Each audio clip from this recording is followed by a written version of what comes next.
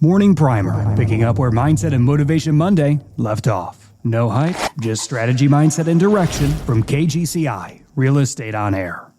Okay, well, welcome back to the Power Half Hour, and this is the first in-person podcast. And today we have our very first guest in person, Miss Laura Hua Dao, or Laura Dao Hua. Which one is it? It's Hua Dao. Hua Dao? It should be just Dao, but if it's just, okay, I'm still attached to it. Got it. So obviously this is a podcast that I do, that I interview all the top agents all over North America. And you are the first one in person. So I'm super excited to have you today. Thank you for coming. Wow, I'm honored. I'm honored to have you, and I'm honored to be partnered with you. I'm grateful for your partnership. You bring a lot of energy and a lot of mentorship to the team. But the audience, they don't know you yet. Please go into a little bit of an introduction for yourself. Okay, so I've been in just in real estate or just as a whole? As a whole, or real estate, whatever you like. Okay, well, I'm married. I've been married for 11 years. And I have 2 kids and a stepson, so 3 kids. 3 kids? Yeah, I thought it was just 2. No, he's a 20-year-old. So he's a 20-year-old? He was 3 when I met him. But, okay. Wow. Yeah, so I was a parent long before I actually became a parent. An actual parent, yeah. Yeah, wow. So I was kind of in that role. And a step-parent's much harder than an actual parent because 100%. You're limited. Yeah. There's only so much you could do to and be you have a to mom. tread softly. Because, I've been an agent since 2009, and I owned my family owns a jewelry store business in Winnipeg. So I was kind of always immersed into business, and then I ran our restaurant. We had a restaurant, a fast food restaurant in like a really busy food court in Winnipeg, and I ran it, and then I would meet like judges and lawyers and so many like professional people, and I got to really have good relationships with them. And my dad was like, one day he was like, meet your potential. You're wasting your life here. You could do so much. Wow. So then my brother bought me my books, and then it's all history. Yeah. Really? Yeah. So during the financial crisis of 2008, that's when you started considering, and then you became official in 2009? Yeah. Okay, got it. And before that, you were running food court. Yeah, so I ran a restaurant, a food court for about 2 or 3 years. Okay. I went to university, I have a university degree, so I did all that really fast because I just wanted to get out of school. Yeah. I wanted to become a teacher. Yeah. But I am not patient, so fair. That didn't work out. But I always have that in the background if I ever wanted to do something. Sure. The degree helps, obviously. Yeah. I've been in real estate. I love the industry. I love the job. Obviously, there's some hard things about the job, but no, I absolutely love it. Amazing. And so how many transactions did you do in your first year in 2009? Okay, so in 2009, I probably did 26 transactions. Like that. Yeah. Okay. Wow, that's like running out of the gate. Yeah, I was very fortunate. It was mandatory that all agents do like this Brian Buffini course. Oh. But then I was always showing houses, and my broker was like, Laura, it's a mandatory. I said, would you rather not be making you money than sitting there? Yeah. So he said, you know what? If you can do 6 transactions in the next 3 months, you don't have to take it. Oh. And I did 10. So, oh my gosh. Yeah. So I was very fortunate to have, I grew up, I was born and raised in Winnipeg. Well, I was born in Edmonton, but I came when I was 1. So I have a huge network there. My family, we've just been planted there. So we have a lot of, it was a very, very easy to get my name out and to meet people. And so I was very fortunate that it came pretty easy. So with the 26 transactions, they all came from people that you knew mostly? Actually, no. Oh, okay. I remember I would sit there at night. I was single. I wasn't married at the time. I had no kids, so I had all the time to I would sit there and write letters to like, at the time it was Comfrey. I don't know if you remember Comfrey. Yeah. So I'd write letters to like all the listings saying I could sell your house, I would give you a discount. And Wow. my first listings, 5 listings were from those letters. Comfrey? And I would handwrite Wow. them because it was more personal. Right. And I remember my broker was like, at 11 o'clock, he'd be coming to get something from the office. He's like, what are you doing here? I'm like, I need to like do something. Like I've just always been a hard worker. Like when I was a server, I was the best server. When I was working, I was a manager of like a restaurant when I was 17. Like they promoted me. So I just like to do everything to the best that I can. Yeah. Because like why? What's the point if you don't try, right? So no kidding. So that's not normal because everybody just does the bare minimum. Yeah, I would say majority of people. Yeah, you can see it, right? You can see it. So what was instilled in you as a youngster then to have you be that way? So my parents, like my mom, when she was pregnant with us, she was janitor of the, your typical refugee. They literally escaped on a little tiny boat. My dad had to sit on my mom to cover her from the pirates that would rape and kill her. Holy so cow. It's like really like a true like refugee story. You weren't born yet, obviously. No. But when I was pregnant, my mom was cleaning the airport. My dad was, they were taking turns janitoring and cleaning and doing stuff. And then my dad was able to get a job in heating and cooling. So at the time, he was getting paid like $20 an hour. That's huge for like when we were super young. Yeah. And then when I was in grade 2, my mom went to Edmonton to train to how to open a jewelry store and do like goldsmithing. And then we opened a jewelry store in Winnipeg. And that was the first. So, and at one point we had 6 jewelry stores. So my mom works super hard and she still cooks, took care of us, was there for us. So I just take after that, right? So it's what we see. Like they'll see what their parents do and you're going to copy and do the same, right? Oh, well, I mean, then I would say you're sort of blessed that you got to see that and you got to experience that. Mm-hmm. And now you bring that work ethic into real estate, then you're unstoppable. How do people get around that if they didn't have that experience? I mean, it's really about self-discipline. Yeah. I think going to school, like I think going to university, did not do much for me in terms of like my intelligence, but it really taught me how to like have time management because no one's watching you, no one's taking attendance. No. You have to just make sure that you do everything yourself. And I don't know, I just feel like you have to like want more and be disciplined. I think discipline is a huge thing. I mean, I think being able to tell yourself like this is what I need to do and I'm going to do it. And also like I would never want to coast through life and just be like, oh, whatever. You really want to just try to be the best that you can be. Like otherwise you're selling yourself short, right? So but this generation, I would think, and a lot of our colleagues, I don't want to badmouth people, but like really the younger generation is, I would say, soft. Well, I think because a lot of the time people are like, I want to be an influencer and I want to like sell my feet pictures or whatever, and hey, like there are other ways to make money now, but you don't understand how much. I mean, you understand, but do you know how much influencers have to like film everything they do, and like it's a lot of work too. So you could be, and the ones that are making millions of dollars are working like every day. They're hustling, filming themselves. They are hustling, doing weird things and whatever they need to do to get. But it's still hard work. So like, and I tell my 20-year-old now, I said, you have to. Like you look exhausted. Every day when I went to work, even now, I'm like, let's go. Like I was so excited and to just do your best every day. But he's always like, looks exhausted, and I think it's just, I don't know. I don't know if it's just the generation, but I think they're losing sight of like the good, like the really like true good things in life, as opposed to just I think gratitude has a lot to do with it. But also it could make you really soft if you didn't have to come from hard times. They always say hard times create strong people, and good times create weak people.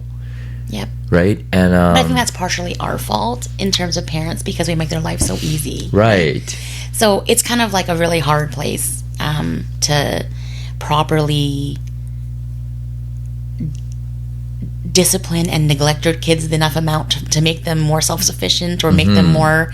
But all I can say, for me, my parents didn't give me a lot of time, but the time that they did give was a very solid time. My dad would tuck me in bed every night up until I was like 13. Wow. You know, and so those things really mean a lot. Yes. So I knew that when they were away that they were just working hard for us. So for me, like when I was doing real estate in Winnipeg, I was not there. Like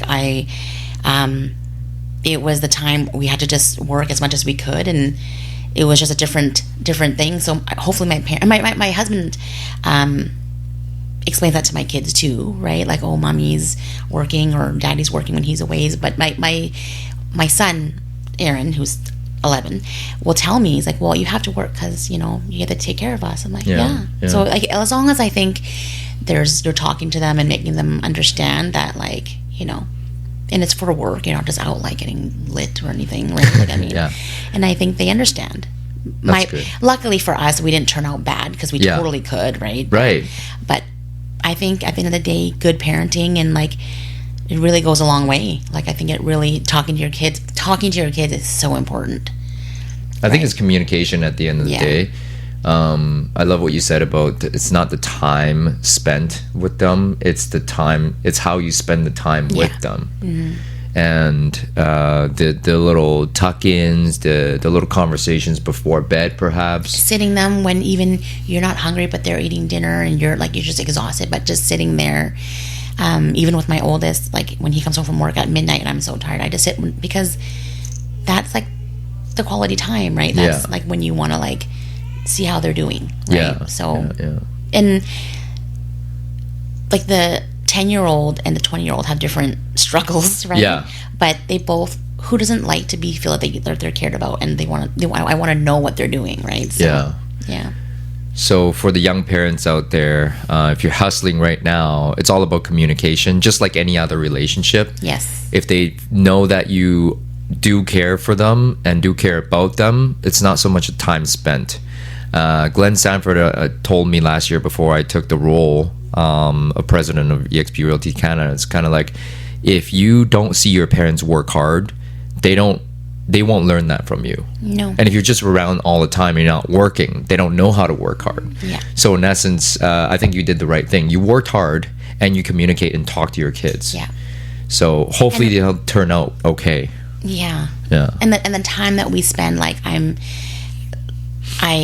you know, now that I moved here, I don't miss any games and stuff like that. Like, good for you. In Winnipeg, it was not like that. I'm pretty sure the women at the park thought I was dead or that Tommy was a widow because I was never there. Wow. But when I came home and I would cook for them and be with them, I would just try my best. It was not easy. Like, it's not easy, you know, to wear both hats, right? But especially because I'm the woman and I'm the mom, so a lot of the stuff my husband can't give them, right? Because he's a man. So, but I mean, as long as you try and talk, like, Aaron has no anger or sadness to like how I have to work. He totally understands. Amazing. Kudos to moms and happy belated Mother's Day to you. Amazing what you guys do. So I do want to talk about in terms of your production. So at the height in Winnipeg, you were selling how many homes as a solo agent?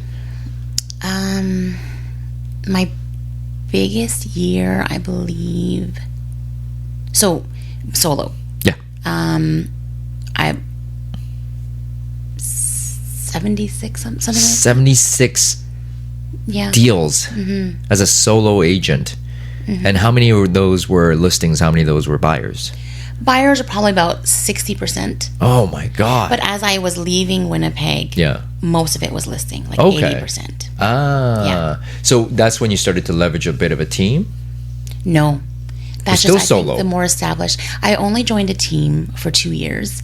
And at that point, him and I did 270 transactions together. Wait. Okay. 246, sorry, 246. 246? But he was already a very busy agent. Okay, still. And then we just combined forces. Yeah, I know, it was crazy. That wasn't really a team. That was more like a partnership. It really was like a partnership. Yeah. So together, 246. Wow. Yeah. Okay.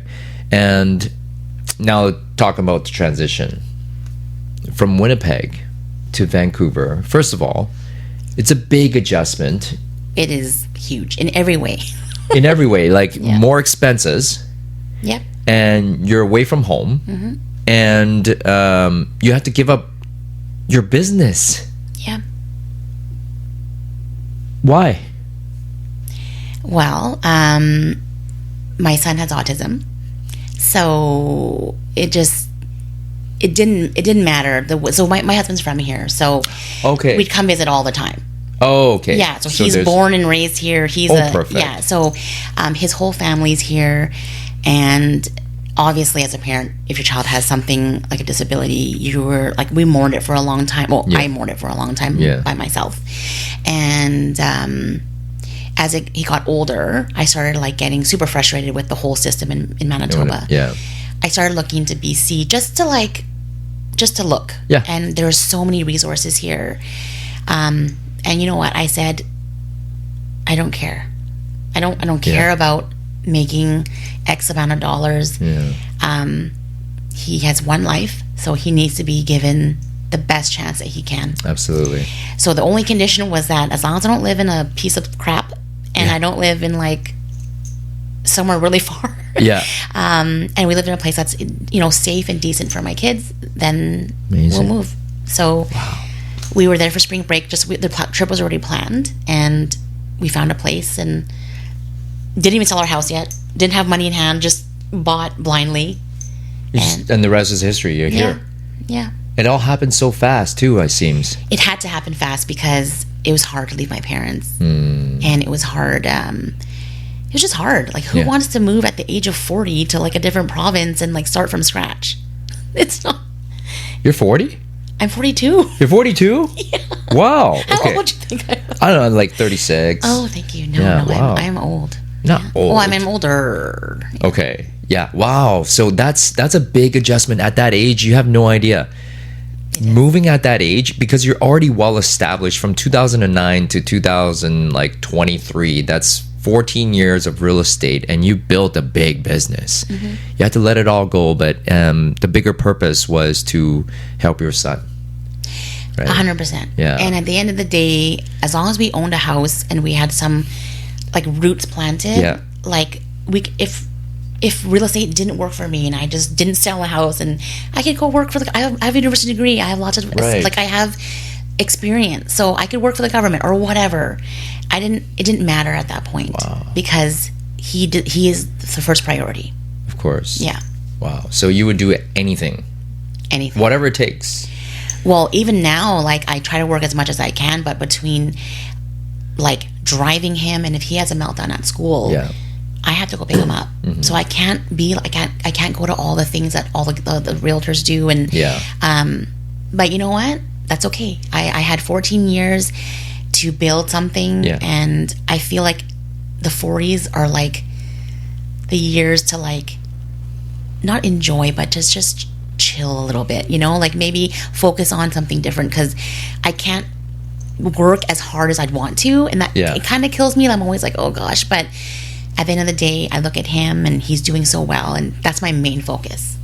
You're such an A-type personality, aren't you? I really am. Yeah.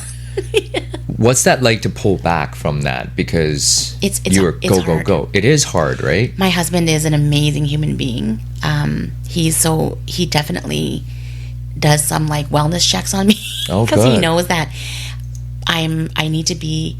I don't like to just be mediocre. You want to be challenged. Yeah. So, but at the end of the day, I just look at my son every day, and that's the one thing that keeps me focused on, like, you know what, it's okay. I don't need to be making all this money. I'm okay with just doing enough. Yeah. And having the time with him, and spending that with him, and then I have a 20-year-old, and then I have a 11-year-old. So all like he's in my 11-year-old in soccer and all these things. So everyone has their own things. Yeah. So I don't really have the time to focus to be like number one. Like that's not, you know what I mean? Like that was a goal I had before. Yeah, you've already It's been there, no done longer that. something that I really want. Yeah. Yeah. And so that brings me to the next topic is like, you could make it on your own here as a solo agent in Vancouver and do what you do. So why did you join the Align Group? Well, I mean, I followed you before anything, and I usually don't. So in Winnipeg, teams are like, oh, you're a team. Like it's very. Oh. It's not something that like is good. Oh, really? like if you're on a team, it's because you need the help. That's sort of how it's looked at. And, Yeah. But I said to myself, I don't know anyone here. I want to attach myself a name to something that I can learn from and that I can really just benefit from. Like not lead wise, just humanly wise. Like and then so I really admired you and what you stand for. And I think you're like hilarious and you're fun and you're a family guy. So I was drawn to it, and I had other opportunities to join other teams, but your team, like the team is great, right? Like the Align Group is amazing. So even everyone that I talk to now, like the sense of family, all the people on the team, they're just so, there's no competitiveness, and like everyone supports each other. It's just so unheard of. So amazing. I really love it. Like I can't even I can't even fake it. Like it's just so it's Thank great. you. Yeah. Thank you. That's really good testimony. You just said it's not lead wise, it's the human factor. Absolutely. Yeah. Yeah. And it's about your quality of life. Really, that's what I'm focusing on a lot. It's my quality of life. Yes. So do I want to be part of a team that I feel like I need to like hide things from, or like everyone's fighting their business, but like truly everyone's embraced me.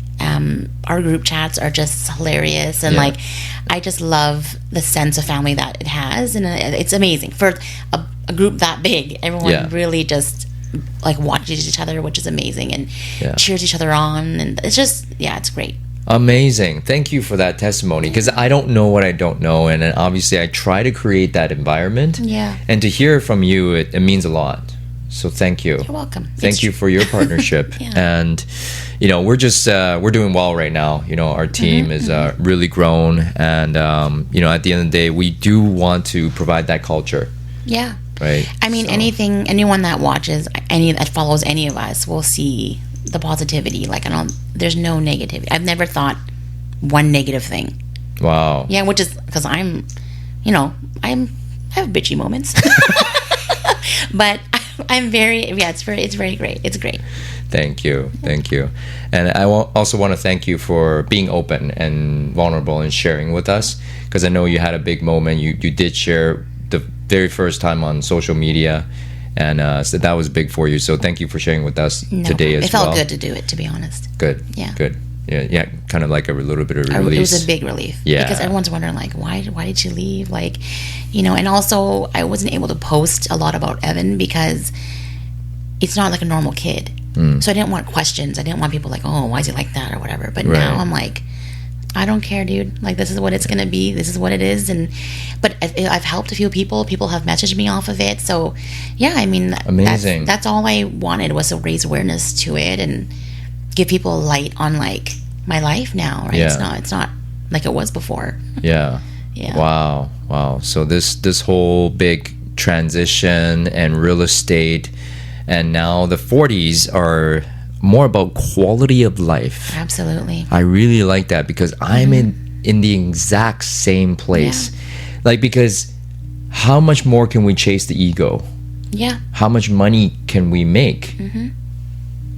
Right? And what comes down to what's important is family. Yep. And if we can have the quality of life and make enough production and money so we can live, and just focus on what's important. Yep. What more do we need? That's what I'm saying. Why? Last question. Why do you think this is such an egotistical industry? Oh, that's a really big question. It's a loaded question. Yeah. I think people measure money as success. And I I don't think that has to do with anything. Wow. Yeah. I've seen very wealthy people who are miserable. So I think success is like inner peace, and like be able to like be happy. Because you'd be surprised how many people are not actually happy. Money doesn't actually make you happy, I don't think. Actually, I am walking proof. I am very happy now. Yeah. And I'm making less money. Yeah. But at the end of the day, like, I feel a crazy sense of freedom here. Wow. Yeah. That's great. Yeah. So I think it's an egotistical business because they measure everything by money. Money or number of transactions. And a lot of it, because we have social media now, right? A lot of it is that clout, right? So some people don't sell any houses, make it something they're selling like millions of dollars of houses, but hey, like, whatever floats your boat. Whatever floats your boat, yeah. Wow. Because we are in a business where actually people are drawn to big egos too. Some people like that. Right? But that's true. Yeah. I like to change the industry where, everybody's having a good quality of life, because you and I went through the grind. Yeah. And it sure wasn't fun in my first 10 years, but I was chasing after my ego. Just like you probably were before. Money and ego. Obviously, you let that all go to have quality of life and priorities straight. And it's all about family. Amazing. Well, thank you for sharing all this. You're welcome. We are so grateful to be partnered with you. And I can't wait to keep growing with you. Again, it's all about quality of life, better quality of life, better support, priorities straight. People who are listening to this are agents who are up and coming or trying to make it. What's the one piece of advice that you would have for them going forward?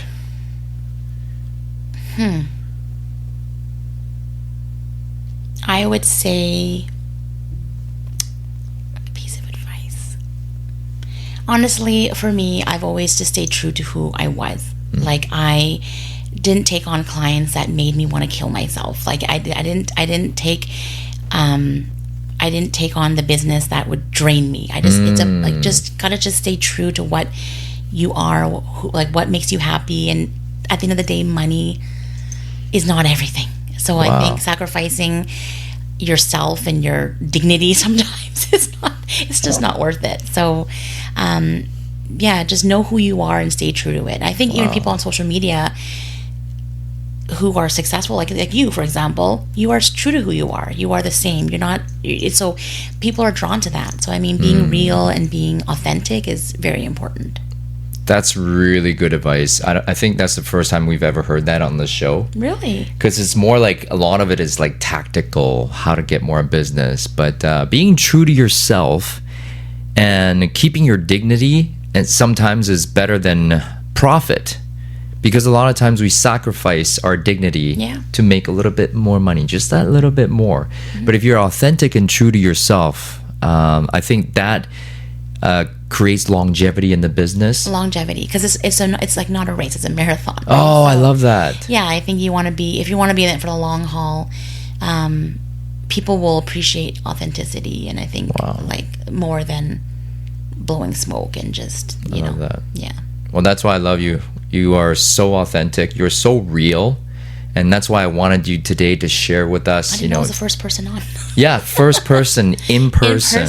Yeah, we're grateful for you. And thank you. I'm very inspired. Thank you. Thank you. This was for me too. So guys, reach out to Laura if you want to learn from her. And, there's more content coming. So, be sure to check in. If people wanted to reach out to you or follow you, where can we find you? I'm on Instagram, laurahua.realtor. .realtor, okay. Yeah. And, that's the whole platform I use, is Facebook. Facebook? Who uses Facebook anymore? I don't think I know how to use Facebook. I have one, but I don't really know how to use it. Yeah. Awesome, guys. Well, you heard it here. Be authentic.